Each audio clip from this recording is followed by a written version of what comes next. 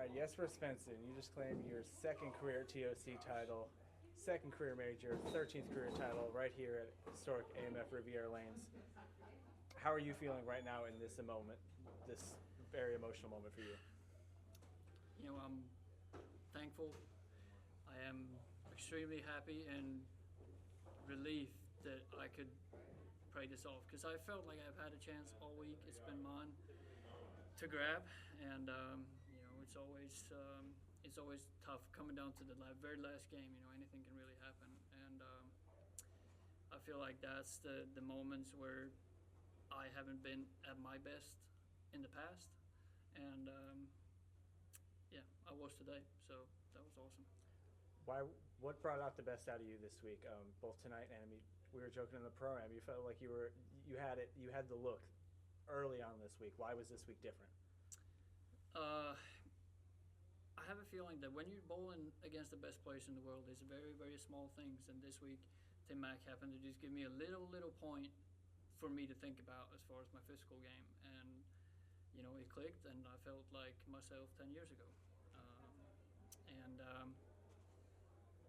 if that will be the answer moving forward, I don't know. Hopefully Timmy's got a lot of different tricks in his bag that he can kind of feed me with. But no, that just gave me a huge confidence boost. And yeah, throughout the week, it's been mostly really solid and very good.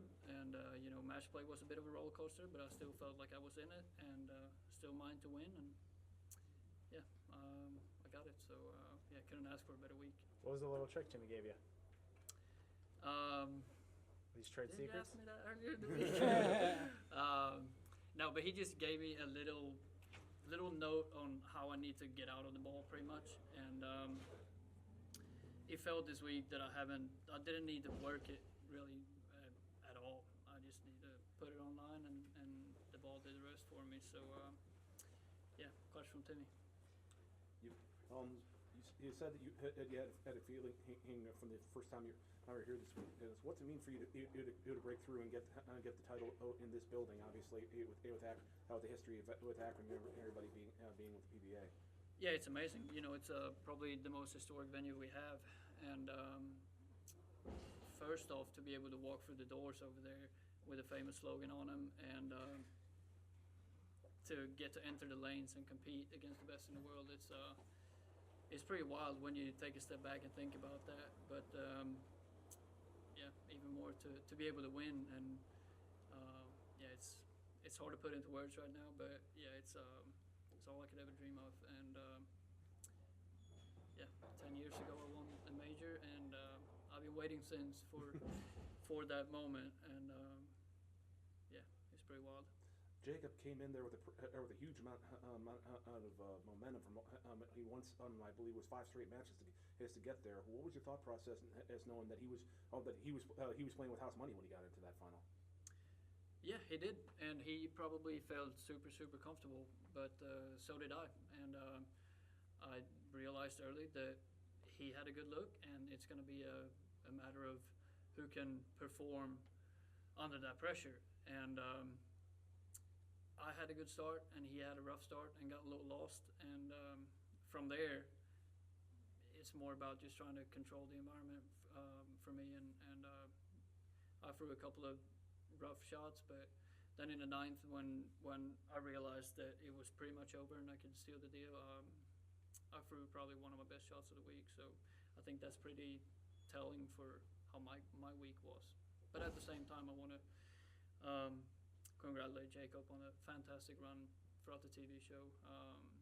He's definitely one of the best players out here, so hats off to him and everybody else on the show. For somebody who's called the Iceman, you showed a lot of emotion in there after the ninth one. Was that relief? Was that overjoy? What were you feeling? I think a mixture of everything. I didn't know what to do with myself, like I said up there. And I just felt like screaming in that moment, and I guess that's what I did. I can't really remember what I screamed or anything. I just, from the top of my lungs, just gave it what I had. And yeah, it was mostly just pure joy and relief, because yeah, this day so far has been pretty rough. Show day is always, yeah, you don't sleep the best. It's kind of tough to eat and all that. So yeah, it's definitely relief in there as well. Mm-hmm. When the tour first came back here in 2018, you were the 1 seed. You came so close to winning here. Now you're finally able to get it done. Does that they always say sometimes in the long run it feels better to have overcome that. But how good does it feel to finally get one here, knowing what it feels like to be in Jacob's shoes right now? Yeah, it's amazing, and obviously at the same time I'm heartbroken for him, but I also believe that he accomplished some other things here down the road by this performance. So again, hats off to him and everybody else on the show. I feel like I've been in that situation so many times, and unfortunately there can only be one winner, and fortunately that was me this time. So you lose a whole lot more tournaments than you win, so one way or another you're going to have to learn to deal with those moments as well. But yeah, I'm thankful it was me this time that got the win. Tom Clark gave me a list of a couple of cool. You're the 5th lefty to win here at Riviera at the TOC. The others are Earl Anthony, Dave Davis, Steve Cook, and Johnny Petraglia. And you're the 5th name on that list. How special is that?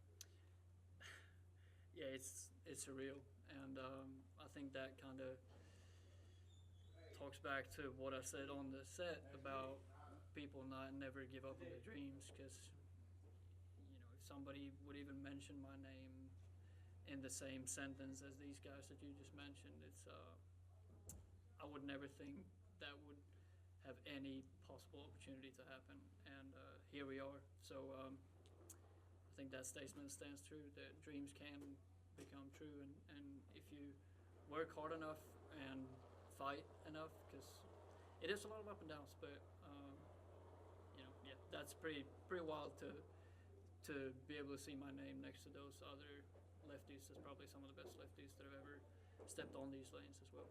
Does this solidify you being a Hall of Fame bowler in your opinion, a PBA Hall of Famer? Well, I've never actually even thought about it, honestly. I have,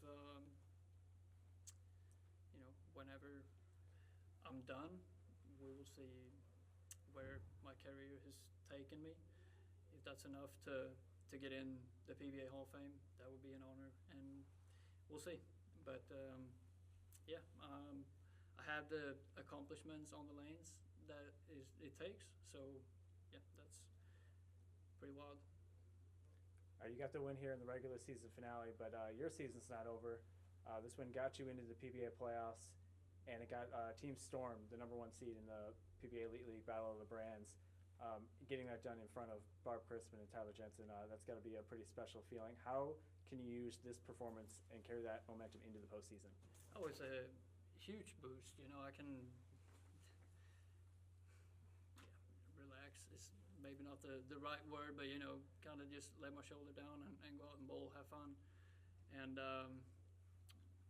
when you're in that stage of how you feel and how you look at the whole environment of being on TV, yeah, that's going to make it a lot easier. So yeah, I'm looking forward to what's coming, and yeah. All right, last question for you here, Jesper. You talked earlier in the week about how different it feels now. When you were early in your career, you were just kind of firing away. What is different about yourself now than it was in 2016 when you won this and became the youngest to win it? Other than facial hair.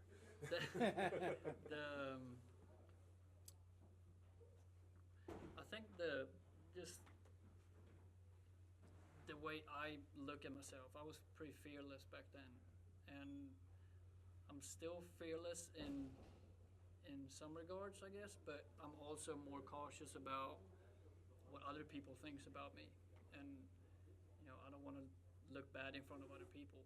And I mean, you guys are working with these these things, and you know how the environment can be on social media, and it can be pretty rough. And I'm sure we will see it in the comment section on this thing too. So it can go back and forth on how you feel within yourself, and through good and bad performances. You know that people are gonna hate you and they're gonna love you, and everything in between. But I feel like early in my career, didn't care at all about what other people think. I was out here for myself and doing my thing, and I feel like I'm more cautious about the environment, I guess, about the people around me and what other people think. And maybe that has been holding me back a little bit over the years. I don't know, but I would rather be a respectful competitor and stay away from social media as much as I can. All right, on that note, congratulations, Jesper Svensson, two-time TOC winner. Thanks, guys. Congratulations. Thank you.